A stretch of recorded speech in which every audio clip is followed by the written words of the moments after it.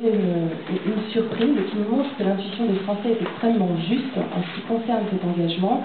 Eh bien, il n'est absolument pas perçu comme réservé à un certain nombre de générations. Le volontariat à l'international, ça n'est pas que pour les plus jeunes, et il est également ouvert à toutes les formes de compétences. Il n'est pas utile aujourd'hui d'être diplômé de l'enseignement supérieur pour pouvoir effectivement s'engager, vouloir partir et pouvoir effectivement le faire.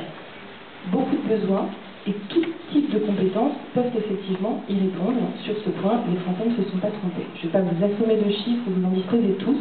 Ce sont vraiment les enseignements à retenir. Toutes les générations et toutes les compétences peuvent effectivement partir.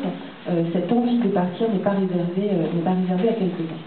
En revanche, des incertitudes, voire une idée fausse, sur la durée des missions et sur la question de l'indemnisation des missions qui peuvent être effectivement des freins, on va y revenir. Nous avons demandé aux Français si le volontariat à l'international pouvait être rémunéré. Pour 36% d'entre eux, effectivement, ils pensent que les volontariats peuvent être rémunérés, mais pour 37%, on est incapable de se prononcer, et pour 27%, non. La question de la rémunération vous paraît bassement matérielle. Elle est, pour un certain nombre de Français, aujourd'hui éventuellement un frein, interruption de carrière professionnelle, charge familiale importante, sans une rémunération.